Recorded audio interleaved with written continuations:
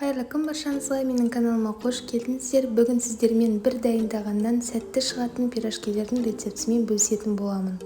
Керекті ингредиенттердің тізімін осы видеоның астына жазып қалдыратын боламын. Ал енді бастайық. Ең алдымен ыдысымызға жылы сүтімізді құямыз. Жылы су құямыз. Құрғақ ашытқы саламыз. Тұз саламыз. Қант саламыз. Барлығын араластырамыз. Бөлме температурасындағы жұмсақ сары майымызды қосамыз. Тағы да араластырамыз. Және де илектен өткізілген ұнымызды аз-аздан сала отыра жұмсақ қамыр елеп аламыз. Ұнымызды бірден салып жібермеңіздер, 2-3 бөліп салсаңыздар болады.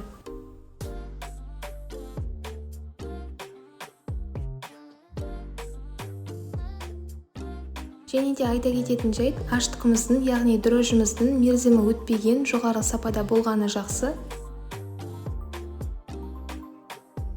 Мінекей осындай қолға жабыспайтын жұмсақ қамыр елеп алатын боламыз.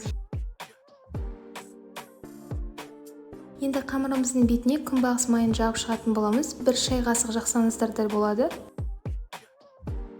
Бетін жауып, көтерілуге 1 сағатқа қойып қоятын боламыз. Мінекей біздің қамырымыз күшті болып көтеріліп шықты. Салмасын өз қалауыңыз бойынша дайындасаңыздар болады. Мен мұнда картоп пюресін қолдандым. Картопты суға пісіріп алып, сүт және де сары май қостым. Және де дәміне қарай тұз бұрышын салып дайындап алдым.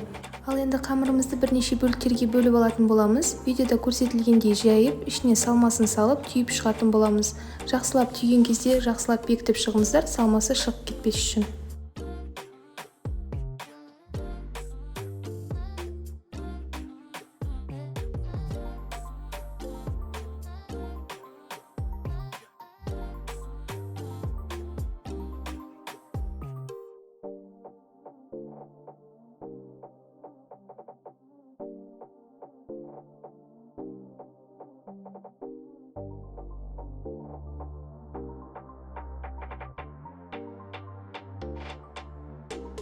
Ал енді табамызға майымызды құйып, жақсылап қыздырып аламыз.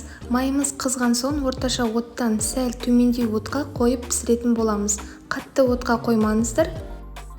Міне біздің пирожкиларымыз дайын болды. Өте дәмді болып шығады. Сырты қытырлақ, іші жұмсақ болып, міндетті түрде дайындап көріңіздер, ас болсын.